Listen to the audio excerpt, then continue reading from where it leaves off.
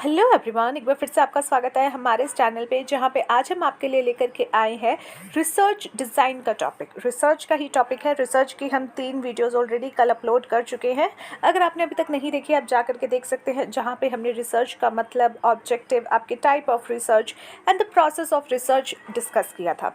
And in this video today we are going to discuss about the research design. देखिए, जब भी आप किसी एक पर्टिकुलर चीज़ के बारे में रिसर्च करते हो, सबसे पहले भी अगर आपने वीडियो नहीं देखी है तो रिसर्च को अगर हम शॉर्ट में समझाएं तो रिसर्च का मतलब होता है सर्च फॉर इन्फॉर्मेशन या सर्च फॉर नॉलेज। कि भैया आप इन्फॉर्मेशन सर्च करना चाह रहे हो या फिर कोई नॉलेज को जो है उसको इम्प्रूव करना चाह रहे हो या उसके बारे में और ज़्यादा डिटेल आइडिया लेना चाह रहे हो किसी भी टॉपिक के बारे में, then it is called your research. Now research design का मतलब क्या है? जब भी आप किसी पर्टिकुलर टॉपिक के ऊपर जो है रिसर्च करने जा रहे होते हो तो उसका एक प्रॉपर डिज़ाइन बनाया जाता है। डिज़ाइन यानी कि आपकी रिसर्च किस डायरेक्शन में जाने वाली है, किस जगह पे जाने वाली है।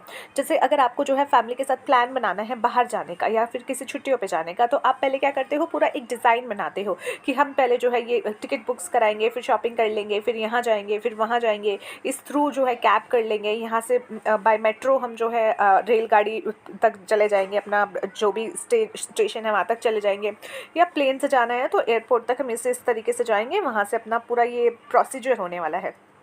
So that is an idea कि आपका जो डायरेक्शन है, जो आपका काम है, जो भी आपने डिसाइड किया है, वो किस डायरेक्शन में होने वाला है या किस तरीके से जो है आप उसको करोगे। तो इसी तरीके से जब आप रिसर्च करते हो तो उसका एक ओवरऑल प्लान बना लेते हो कि भैया इस टॉपिक पे रिसर्च है, इस तरीके से डेटा कलेक्ट किया जाएगा, यहाँ से किया जाएगा, वहाँ से किया जाएगा, फिर इस सॉफ्टवेयर के थ्रू हम उसको रिफाइन कर लेंगे या फिर जो है इस तरीके से उसको जो है इंटरप्रेट करके जो शो करेंगे। तो वो सारा क्या है? That is a research design. Research design यानी कि आपके रिसर्च का एक तरीके से आपका रोड मैप, जो कि आपका रिसर्च जिस डायरेक्शन में जाने वाला है।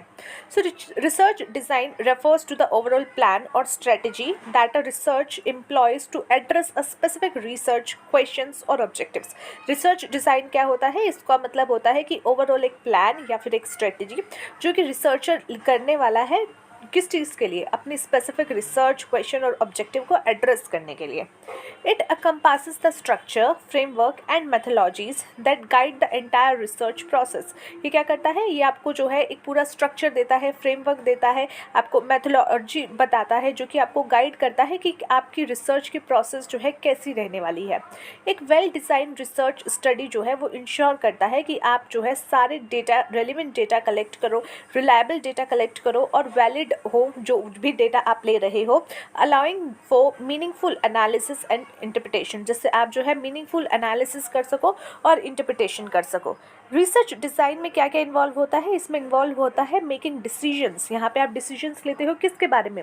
About the various element of the study, कि आपकी स्टडी को रिलेटेड जितना भी वेरियस एलिमेंट्स है उसको लेकर के, जैसे कि आपके रिसर्च के क्वेश्चंस क्या होने वाले हैं, आपका हाइपोथेसिस क्या होने वाला है, आप डेटा कलेक्शन किस मेथड के थ्रू करोगे, सैम्पल आप कैसे सिलेक्ट करोगे, रैंडम सैम्पलिंग होगी, नॉन रैंडम सैम्पलिंग होगी या किस तरीके से होगी, डेटा एनालिसिस की टेक्निक क्या होगी, क्या डेटा एनालिसिस आप जो है ऐसे ही मीन के थ्रू बना करके निकालोगे या किस तरीके से निकालोगे, एवरेज करके निकालोगे, क्या करोगे, और एथिकल कंसिडरेशंस आपके क्या होने वाले हैं। तो ये सब चीज़ें आपको जो है एक रोड मैप प्रोवाइड करेगा आपकी रिसर्च की आउटलाइन को लेकर के, कि आपको क्या क्या स्टेप्स लेने हैं, किस किस तरीके से जो है आपको कौन कौन से रिसोर्सेज रिक्वायर्ड होने वाले हैं, ताकि आप अपनी रिसर्च के ऑब्जेक्टिव को कंप्लीट कर सको।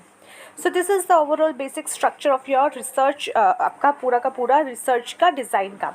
Now let's talk about the key components of research design. की कंपोनेंट्स क्या होते हैं? कौन कौन से ऐसे कंपोनेंट्स हैं जो कि आप रिसर्च डिज़ाइन में ध्यान रखते हो? सबसे पहले रिसर्च क्वेश्चंस, कि भैया आपके रिसर्च में क्वेश्चंस क्या होने वाले हैं। Research is all about searching for information and searching for the knowledge, and when you are searching for an information or searching for a knowledge, you must have a question। कोई तो question होगा जिसके ऊपर जो है आप अपना knowledge search कर रहे हो, क्वेश्चन सर्च कर रहे हो या फिर उसकी और डिटेल सर्च कर रहे हो। तो रिसर्च का एक क्वेश्चन होना बहुत ज़रूरी है। क्लियरली आपको डिफाइन करना पड़ेगा क्वेश्चन, जो कि आउटलाइन करेगा आपकी स्टडी को लेकर के या आपकी गाइड को लेकर के, जो कि आपका रिसर्च प्रोसेस में है। रिसर्च अप्रोचेस, कि कौन सी अप्रोच से जो है आप रिसर्च कर रहे हो। भाई, क्या आप क्वालिटेटिव मेथड यूज़ कर रहे हो, क्या आप क्वांटिटेटिव मेथड यूज़ कर रहे हो, या आप मिक्स मेथड यूज़ कर रहे हो। क्या आपको सिर्फ न्यूमेरिकल डेटा चाहिए या फिर जो है आपको क्वालिटेटिव डेटा चाहिए कि भैया न्यूमेरिकल नहीं, हमें जो है एक्चुअल उनकी जो पोजीशन है, जैसे कोई फीलिंग है कि जिस चीज़ को रिसर्च कर रहे हो आप, तो वहाँ पे क्या है, उस सामने वाले व्यक्ति पे उस पर क्या प्रभाव पड़ा है, that you can not convert in your quantitative. तो वो जो है क्वांटिटेटिव में आप उसको कन्वर्ट नहीं कर सकते, तो उस जगह पे आपको क्वालिटेटिव स्टडी करनी पड़ेगी, क्वालिटेटिव रिसर्च की अप्रोच को अपनाना पड़ेगा।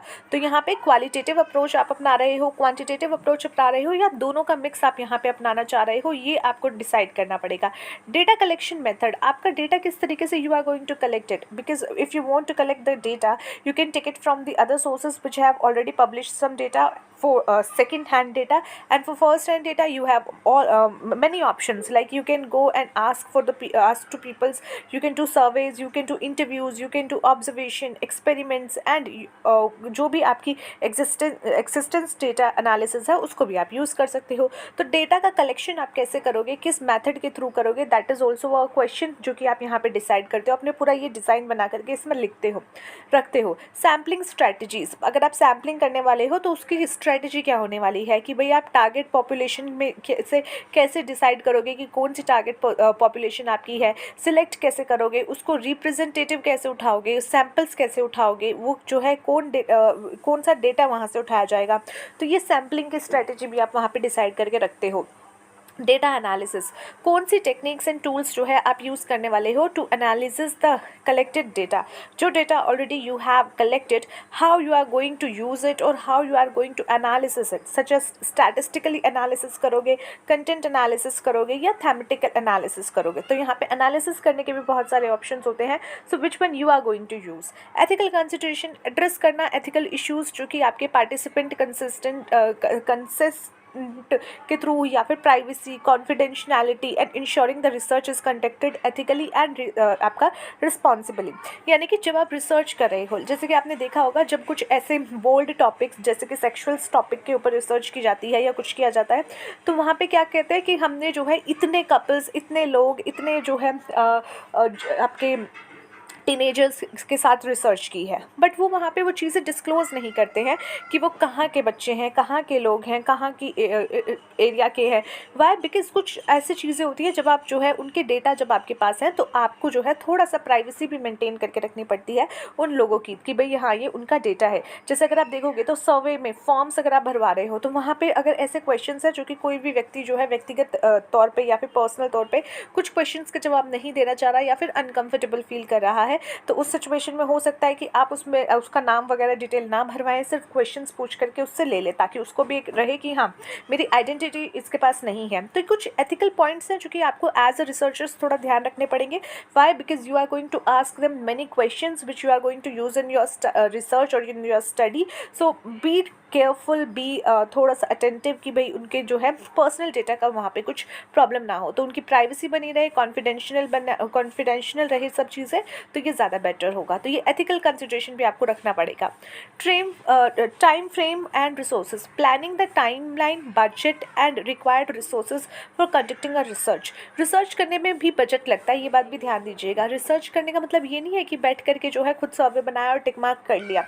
रिसर्च कर रहे हो आप, कहीं ना कहीं से you are going to collect the data. अगर सेकंड सोर्सेज से कर रहे हो तो कई जगह ऐसी है जहाँ से आपको फ्री में मिल जाएगा, बट कुछ फिर भी वेबसाइट्स ऐसी हैं जहाँ पे डेटा आपको जो है पेमेंट करके आप वहाँ से डेटा लेते हो, या फिर लेट्स सपोज आपको खुद जा कर डेटा कलेक्ट करना है तो आपको अपना टाइम देना पड़ेगा, टाइम कंजम्पशन वहाँ पे लगेगा, आपको जगह जगह जाना पड़ेगा, वहाँ आपको जो है कुछ ना कुछ पेमेंट करनी पड़ेगी यानी कि जो आपका किराया भाड़ा, because you are going from one place to another place, तो वहाँ पे आपको जो है टाइम के साथ पैसा भी यूज़ होगा। तो इसलिए यहाँ पे जो है टाइम फ्रेम बहुत इंपॉर्टेंट है आपके लिए जानना कि कितने टाइम फ्रेम में मुझे अपनी जो है ये रिसर्च कंडक्ट करके ख़त्म करनी है।